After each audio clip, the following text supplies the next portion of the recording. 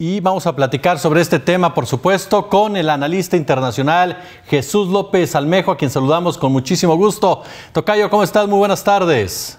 Hola, ¿qué tal, Jesús? Belinda, buenas tardes. Gusto de acompañarlos.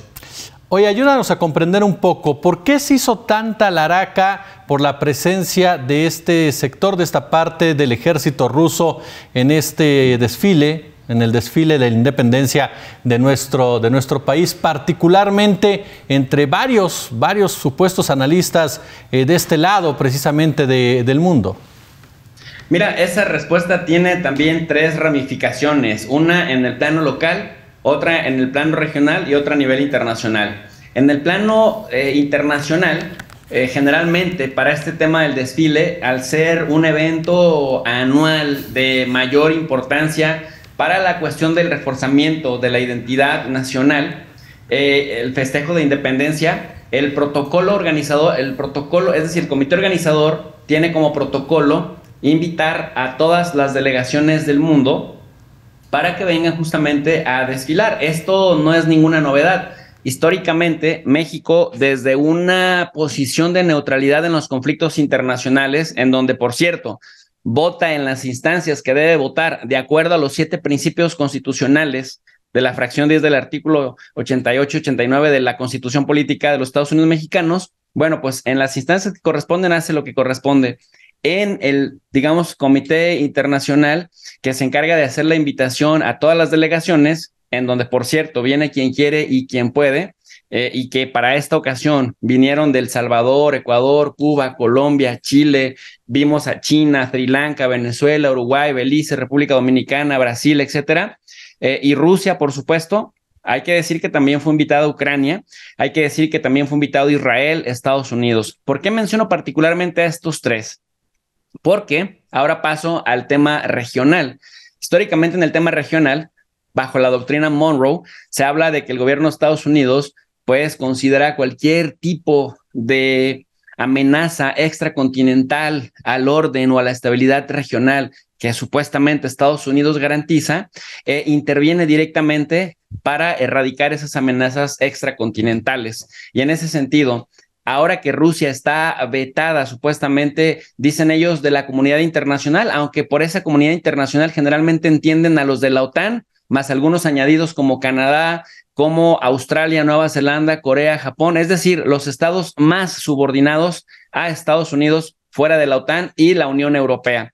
Pero, ¿qué pasa con América Latina, con África, con Asia? La verdad es que Jesús, Belinda, han seguido con relaciones normales. Es decir, cuando se le tiene que condenar a Rusia en las instancias que corresponden, se le condena. Pero para cuestiones protocolarias de este índole, bueno, México sigue haciendo soberanamente lo que se le da la gana. Y la tercera de las ramificaciones que señalé al principio es que en política doméstica, querido Jesús, hemos estado observando que como el presidente, al mismo tiempo que presencia el desfile, y que está además ahí con su gabinete que excluye, por ejemplo, al Poder Judicial, Poder Legislativo, porque le incomodan, y López Obrador es mucho de simbología, dice, no los voy a invitar porque no nos llevamos bien abiertamente, pero al mismo tiempo toma protesta de la nueva gobernadora del Estado de México, que es, digamos, una de sus pupilas, una de las personas que más ha impulsado, Delfina Gómez, al mismo tiempo inaugura el tren insurgente, un tren que se empezó en la administración anterior, pero que se terminó ahora con una buena colaboración con el gobernador saliente del Estado de México, que va a hacer el estreno, las pruebas al Tren Maya, que ha sido tan criticado, pero que finalmente ya lo sacó adelante, y lo mismo con el tren que va a conectar el Golfo de México con el Pacífico en el Istmo de Tehuantepec. Pues imagínate que ha tenido logros y victorias, pero además con una aprobación muy alta a su popularidad, que indica que no ha habido desgaste de gobierno. Entonces, aunque la prensa lo ha intentado y los poderes empresariales lo han intentado, y también lo han intentado los partidos políticos históricamente en el poder, que ahora son oposición y que cada vez están más desgastados, entonces se agarran de cualquier elemento que consideran que pueda dañar la imagen a nivel nacional, pero también a nivel internacional, del presidente López Obrador. ¿Y qué crees? pues nuevamente me parece que terminaron quedando en ridículo, porque cuando quieren acusar en Washington al presidente López Obrador de que es prorruso, pues hay, digamos, elementos tangibles para decir, pues mira, nosotros hemos reprobado la intervención, la invasión de Rusia en Ucrania, pero pues en un evento propio hacemos lo que queremos, Jesús. Jesús, buenas tardes, me da mucho gusto Hola, saludarte, Belinda. gracias por estar con nosotros como siempre con tu información. Oye, te quería preguntar, ¿qué tanto ha sido manipulada informativamente la guerra entre Rusia y Ucrania?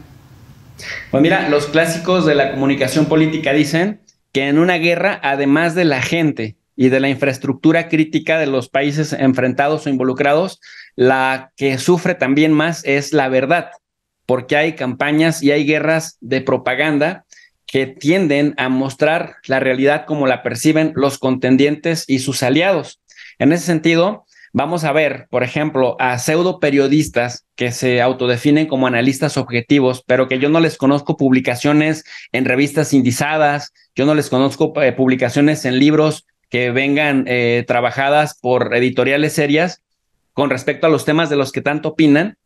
Y bueno, vienen a decir, es que Rusia no debió haber participado acá porque está invadiendo Ucrania, pero son los mismos que se quedan callados cuando México estrecha relaciones con el Estado de Israel, por ejemplo, que todos los días comete masacres en contra del pueblo palestino, y que se quedan callados y voltean para otro lado. En 2014 cabe mencionar que una delegación del ejército de Estados Unidos vino a México a hacer este desfile cuando Peña Nieto gobernaba.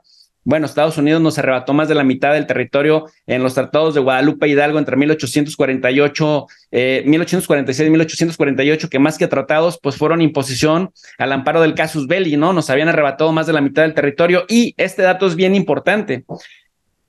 Después de la Segunda Guerra Mundial, Estados Unidos ha participado en el 81% de las guerras. De ese 81%, el 90%, si ese 81% lo convertimos en 100, el 90% las ha iniciado Estados Unidos por la causa que tú quieres, por impulsar la democracia, por derrocar a un tirano, por combatir el terrorismo, por combatir a los grupos yihadistas, etcétera, etcétera, por defender la democracia.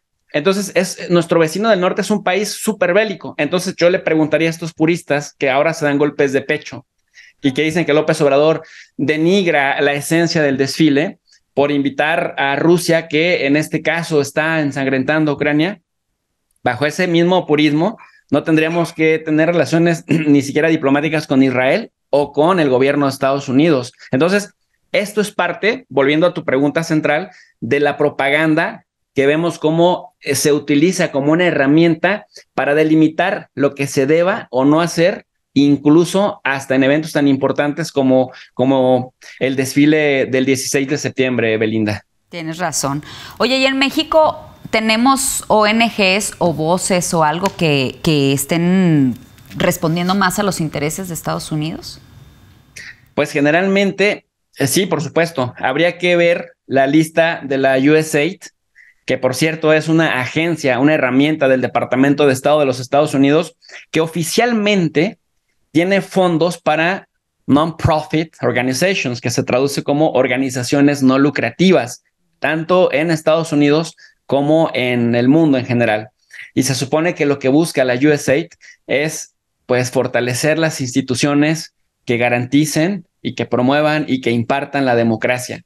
Y aquí es donde, diría mi papá, la puerquita tuerce el rabo, porque hemos visto que esa promoción de la democracia, de las libertades, de la libertad de expresión, de credo, etcétera, etcétera, se ciñe a los parámetros que el gobierno de Estados Unidos determina. Cuando algo no entra en sintonía con lo que el gobierno de Estados Unidos, a partir de las cláusulas de esta USAID, bien establecidas, bien definidas, se salen un poquito del patrón, entonces estas organizaciones no gubernamentales que se supone que tienen la labor, la misión principal de empoderar a los ciudadanos, de hacer que los ciudadanos se organicen para realizar aquellas actividades en las que el Estado o la ausencia del Estado pues no realizan, pues imagínate que al final de cuentas, pues quien paga manda, y quien marca la línea clara de lo que se debe y no hacer, pues es justamente el que promociona a estas organizaciones. Entonces fungen como intermediarias entre esos financiamientos ¿no?, de los estados extranjeros, porque también Alemania hace algo parecido con la Konrad Adenauer, que en México organizan eventos justamente para limpiar un poco la imagen tanto del gobierno de Alemania como el gobierno de Estados Unidos, y muchas veces pues disfrazados de eventos académicos, de conferencias culturales. Entonces, efectivamente, en México, bueno, por mencionar una, Mexicanos contra la Corrupción y la Impunidad, hemos estado viendo el tipo de trabajo que realizan. Pero hay un problema muy importante. Han ignorado el tema de la legitimidad. Dice Max Weber, la legitimidad es la percepción de la comunidad del derecho de alguien a ostentar autoridad en alguna materia, en razón de que cumplen con la normatividad que beneficia al colectivo. Sin embargo, se percibe en este momento, no lo sé si así sea, pero se percibe, hay una percepción generalizada de que estas organizaciones pues solo trabajan para golpear al gobierno en turno, que vela por los derechos de la colectividad, Belinda. Querido Jesús López Almejo, como siempre, tocayo, un placer platicar contigo y escuchar tus análisis. Muchas gracias por invitarme, les mando un abrazo. No, gracias a ti por acompañarnos, va un abrazo de vuelta. Excelente tarde. Gracias.